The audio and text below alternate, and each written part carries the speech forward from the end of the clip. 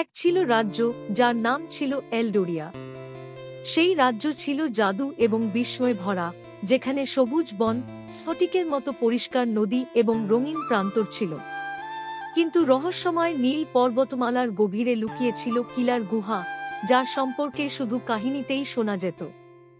রাজ্য শাসন করতেন জ্ঞানী এবং দয়ালু রাজা, রাজা হরিণ এবং তাঁর স্নেহময়ী রানী, রানী তারা। তাঁদের কন্যা রাজকুমারী নুরি ছিলেন যেমন সাহসী তেমনি উদার। তার উজ্জ্বল পান্না রঙের চোখ এবং অভিযানের প্রতি আগ্রহ তাকে সবার প্রিয় করে তুলেছিল। তবে তাকে সত্যিই বিশেষ করে তুলেছিল তার প্রকৃতির সঙ্গে গভীর সংযোগ। পশু পাখিরা তার চারপাশে জড়ো হতো, তার উপস্থিতিতে ফুল ফুট, এমনকি বাতাসও তার সঙ্গে নাচত। একদিন বসন্ত উৎসবের সময় রাজ্যে এল এক বৃদ্ধ জাদুকর, যার নাম ছিল জোরাক। সে নিজেকে সাধারণ পথিক হিসেবে পরিচয় দিয়ে এলডোরিয়ায় প্রবেশ করেছিল, কিন্তু তার আসল উদ্দেশ্য ছিল কিলার গুহার গোপন শক্তি খুঁজে পাওয়া। কিংবদন্তি অনুযায়ী গুহার মধ্যে একটি স্ফটিক ছিল, যা যেকোনো মানুষকে অসীম শক্তি দিতে পারত। তবে সেই শক্তি কেবলমাত্র বিশুদ্ধ হৃদয়ের মানুষের জন্যই উন্মুক্ত হতো, যেমন রাজকুমারী নুরি। জোরাক তার ধূর্ততায় এক ছলনা করল। সে রাজকুমারীর কাছে গিয়ে বলল, কিলার গুহার ভিতরে একটি বিরল ফুল ফোটে, যার নাম মুনলিট ব্লসম। এটি যে কোনো রোগ সারাতে পারে এবং যে এটি দেখবে তার মনে খুশি নিয়ে আসবে। রাজকুমারী নুরির উদার হৃদয় আন্দোলিত হল। তিনি ভাবলেন তার প্রজাদের কথা এবং এমন ফুল তাদের কত আনন্দ দেবে। দ্বিধা না করে তিনি কিলার গুহার উদ্দেশ্যে যাত্রা করলেন। তার সঙ্গে গেল তার প্রিয় সঙ্গী, একটি সাদা তুলতুলে শিয়াল, যার নাম ছিল লীরা। লীরা সবসময় নুরির পাশে ছিল, তার তীক্ষ্ণ ইন্দ্রিয় এবং বুদ্ধিমত্তা অনেকবার তাদের বিপদ থেকে রক্ষা করেছিল। কিলার গুহায় পৌঁছানোর পথ সহজ ছিল না।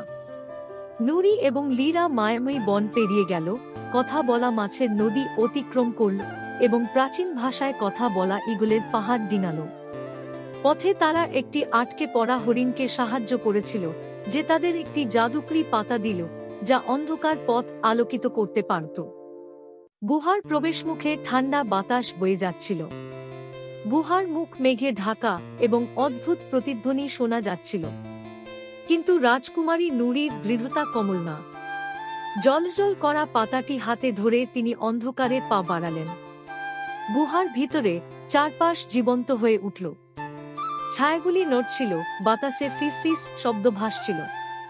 গুহার দেয়াল স্ফটিক দিয়ে ঝলমল করছিল, আর মাটিতে নরম আলোকিত শ্যাওলা বিছানো ছিল। তবে যত গভীরে যাচ্ছিলেন ততই ঠান্ডা বাড়ছিল। বাতাস ভারী হয়ে আসছিল, এমনকি লীরাও অস্বস্তি বোধ করছিল। হঠাৎ জোরাক তার আসল রূপে আবির্ভূত হল। তার চেহারা ভয়ঙ্কর, লোভে চকচক করছিল তার চোখ।